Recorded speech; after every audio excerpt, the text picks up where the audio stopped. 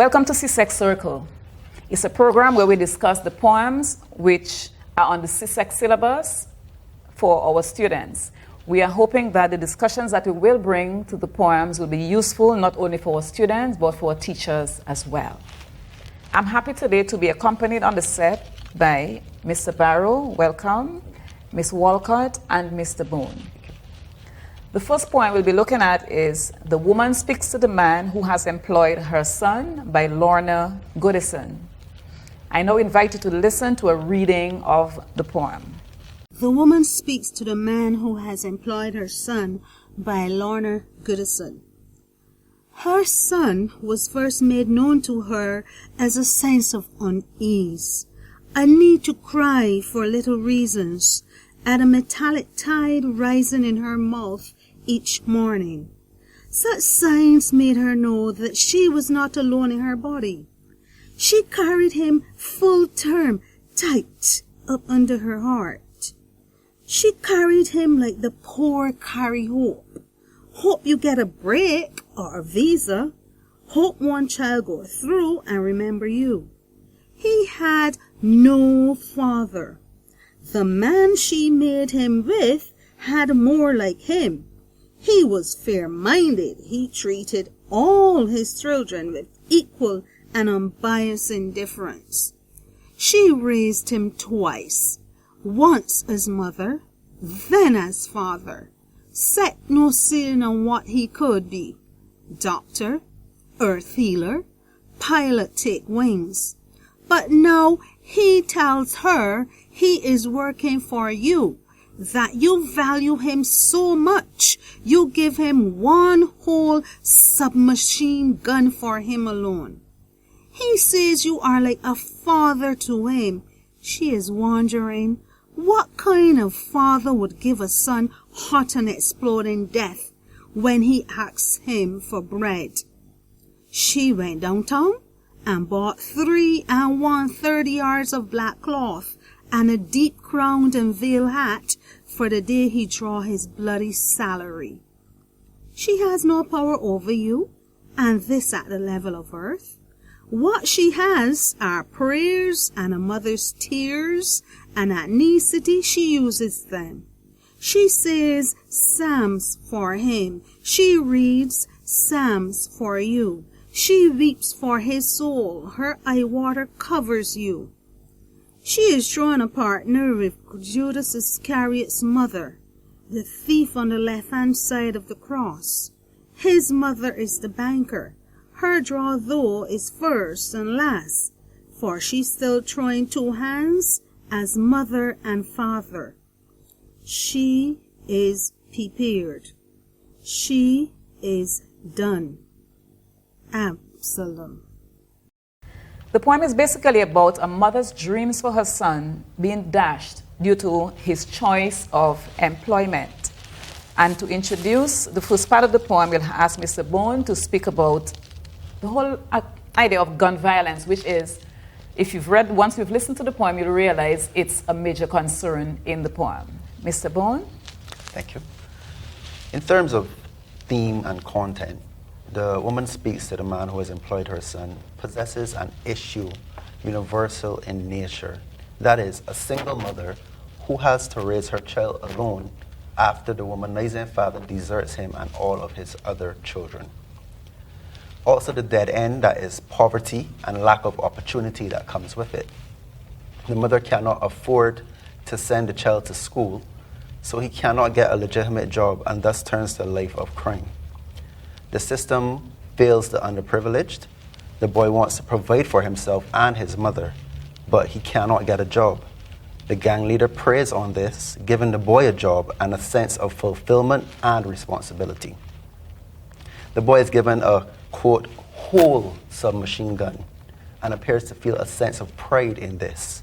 He craves this validation as he has no father figure in his life. This is very reminiscent of a song by Stephen Marley, Ghetto Boy, that just recently came out, where he states, the lyrics state, "Once I was a little child, little things that made me smile, but quickly I became a man. The dawn put a gun in my hand. told me that I could live or die. I didn't know the reason why, but my gun became my toy. The story of the ghetto boy. Okay, thanks for that perspective. However, there are all these other perspectives, which we'll listen now to Mr. Barrow give a slightly different perspective, still very pertinent to the poem that we're looking at. Mr. Barrow? All right. While most of the sources that we encounter do pursue the gun violence through the nefarious or criminal means, I've looked at a different option this year, where we analyzed the metaphor in the title itself, where the capital M in man, we've looked at it as an American euphemism for government, which, as you know, in the 1970s, the Americans came up with the term the man to mean the government. And if you look at this, you will think that the boy's employment could be a matter of him growing up, having seen his mother sacrifice, and having yearned to protect her and grow into somebody who will be a protector of women based on the fact that his father deserted. So he's joined the armed forces, and therefore the man is the government. So the man who employs her son is actually the government employing the boy in the armed services. And further to that, you have now a state of war in the country. So he is now sent off to war. He is given the submachine gun in the same manner. And he is also given this license to death, because being at war with the gun, you have the same exposure to death and being placed in death's path. So the woman getting ready to mourn her son and draw his bloody salary still applies in the same manner. My classes here pursued the option of looking at it in a positive light, so that it's not just a matter of the boy taking on a criminal job, but a job of a protector, and therefore challenging the other side of the question, can women raise boys? Because here you have now, instead of the absence of a father driving him towards criminal activity, the absence of a father made him want to be a protector, especially of that mother who sacrificed so much for him before. So that is the option that we pursue this year. Okay, thank you, Mr. Barrow. Ms. Walcott will now speak about one of the other major issues in the poem, which involves the woman's perspective, the challenges that single mothers face. Thank you. I do believe that gender roles in society is a particularly significant theme with this poem.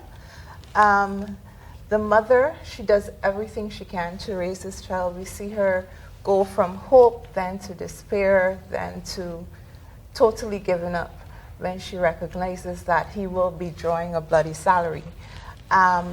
This suggests that there is a sense of powerlessness that's associated with motherhood. Wealth, violence, and power are associated with masculinity. So we have that juxtaposition, if you will, of femininity and weakness, and masculinity and power. Funny enough, one of the things that are associated with femininity also is religion. So her only recourse is to go to necessity or to prayer. She has her prayers and she has her tears. And some actually associate religion with weakness as well.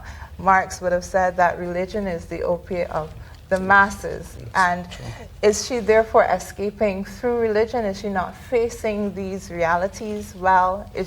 Can she raise a son adequately in this kind of environment? So gender therefore is coming into the conversation. And the biblical allusions therefore become extremely important in understanding the poem because of this emphasis on religion and the importance that she places on it in coping with her son's deterioration and his subsequent death. Thank you, Ms. Walcott. What about the style, Mr. Boone? What style is the writer employing in this poem? Well, this poem is written in free verse, consisting of 6 unrhymed octets of equal length. There is no set rhyming scheme or meter, and the free verse created a conversational style, which is appropriate when considering the poem's title, which suggests a conversation or a monologue delivered to a person. Absence of deliberate end rhyme is also effective, as it is suggested that no matter how she tries, the speaker cannot bring order and harmony into her response to the tragedy. The nearest approach, like my colleague said, to the rhyme, or to a rhyme, is when she speaks about the prayers and the tears, right? The regularity of the stanzas suggests an inevitability, something inescapable, about events that have taken place. So break down stanza by stanza, generally what we're looking at. So in the first stanza, the mother's pregnancy is described. Second stanza speaks of the dream she had for the son, despite the father's absence and indifference. Third stanza explains that she has been both father and mother to her son, something that we see a lot in the Caribbean as well. Fourth stanza, the boy looks to the employer as a father figure. Mother is skeptical. She believes the only salary her son is likely to earn will be a bloody death, so she starts to buy funeral clothes. Fifth stanza, she is powerless against a big criminal, and like you said, all she can do at this point is pray and cry. And then lastly, the sixth stanza, Caribbean mother compared to the mother of Judas and the thief on the cross. At this point, I want to then talk about, in terms of stylistically, the use of allusion, because we see the mother align herself with Judas Iscariot's mother, the mother of the thieves on the cross. And these, all of these women were actually mothers of criminals. So she sees herself as part and parcel of that core of women, those women who mourn for lost sons that are lost to criminal activity. And so that biblical allusion is very powerful, and it's effective, because sometimes our students are asked about saying how something is effective. It's effective in showing how mothers actually feel and how they respond to these situations where their sons have disappointed them or become involved in crime. Excellent. And we have to remember, students, that part of the question always asks you to discuss devices, as Ms. Walcott alluded to.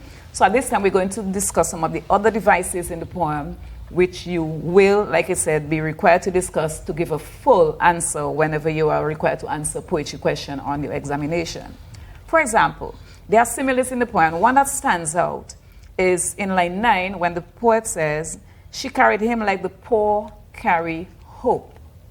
Now, hope, although it's an abstract concept, it's not a physical thing. But just imagine that this is all you have. In the absence of wealth and material things, you are carrying hope with you.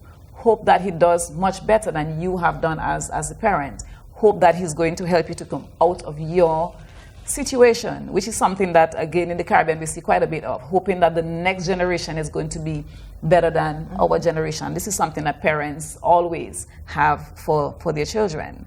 Also, the allusion which Mr. Bone made, like a father. This other man comes in like a father. He's supposed to play the father role, but not quite. Because what does the father do? Instead of, guiding and on the right path, I'm employing you and giving you a gun as part of your employment. So those similes are very powerful in terms of what the comparisons that they give and what it is that the poet wants to bring out to us, how exactly those connections are made between what the boy does, in the case of like a father, how is it that he relates to somebody else who he probably has been longing to relate to all his life, a father figure. So this comes in very, very powerful. We have other devices, Mr. Bone. So we can look at metaphor as well. We see metaphor coming into play where we see the quote, metallic tide. This is a metaphor for the nausea and vomiting a woman may experience during early pregnancy. You also have hot and exploding death, clear metaphor for guns, and bloody salary, which is a metaphor for death. Thank you. And we have the use of sarcasm as well, do we, Mr. Barrow? Yes, we do. We have sarcasm when the speaker says in lines 12 to 16, "He had no father. The man she made him with had more like him. He was fair-minded. He treated all his children with equal and unbiased indifference." So here we have the speaker describing this fair-mindedness like it's a positive thing at first, but then as it goes on, we see that it's actually not positive. Because what is the fair-mindedness? He is abandoning his children. He is not supporting his children. So, and it's not just the child in question here, it's all his children. So he's fair because he has distributed the same treatment to all his children, but this treatment is indifferent. And the speaker turns this positive fair-mindedness very quickly into a chastisement on the father because he's done it with all his children. He is wayward. He's not a father one would aspire to or aspire to be. And unfortunately, in our Caribbean situation, that is a lot of the fathers that we face today. That's true. Mm-hmm. Yes, Miss Walker, what about the tone and the mood in the poem? Well, one thing I would want to say here is that mood in the poem is not static, but we see that it changes as we trace the mother's journey along the path that her child has taken. So it moves from one of hopefulness at the beginning, as was pointed out earlier, to perhaps sadness and despair as she realizes that he's made these life choices and she foresees a gloomy future for him. So we have hope at the beginning, the first stanza, moving to sadness and sinking very quickly to despair, and then to the state of acceptance, which ends with that word Absalom. And I found that intriguing because usually at the end of a prayer we say Amen. But Absalom reminds us once more that when you choose a life of crime or when you choose to betray someone, it ends in death. And that was Absalom's end, and that's the end she foresees for her son. So it's really quite, there's no staticness about the mood at all. And the tone is actually interesting because if you read the poem carefully, our students will recognize that it's not the mother who's speaking at all, but it is a third person. So it's someone speaking on her behalf. And I'm sure we have different views about how that is effective and why that is done. I personally believe that the story is not unique to this one woman. It is a story we hear several times in the Caribbean. And so when we see the woman speaks to the man who has employed her son, and her son was made known to her, that her son can be any woman in the Caribbean who has that son, who has done this thing, who has to cry for this son. So that's why I believe that the third person is effective there, but I'm sure that you have other views. Okay, so that's a good perspective. It could be, as we said, someone who is intimately aware of the situation, her close friend. But another perspective could also be that it is the mother speaking, but because of the painfulness of the experience, she has somehow detached herself from, saying I and presenting it as a third person, as a way of detaching herself. But also noting that the word hope is repeated, used as both as a noun and as a verb. There will be hope. Hope you get a job. Hope one gets a visa and look. And to me, that gives the poem a little bit of irony in a way. Because there it is, she had hope that even if she had no money, she was going to support him in whatever he wanted to do, educationally and otherwise. However, there is such despair when it's like, and now he says he's working for you, and that realization hits her. So it's like all the hope is gone. Mm-hmm. So it had been repeated, it had been held on to for a while, and then there was none left. So that gives it a little bit of irony. Okay, so the poem, even if it was written over 30 years ago, it is still relevant today. We still see in our societies an obsession with guns, especially by young men. And it's still a major concern, as Ms. Walcott aptly said, that mothers worldwide, at least Caribbean-wide, can identify with what this mother has gone through. And we still see mothers today having similar concerns, whether their sons are the ones who are the users of the guns or the victims of the gun violence. The concerns remain the same.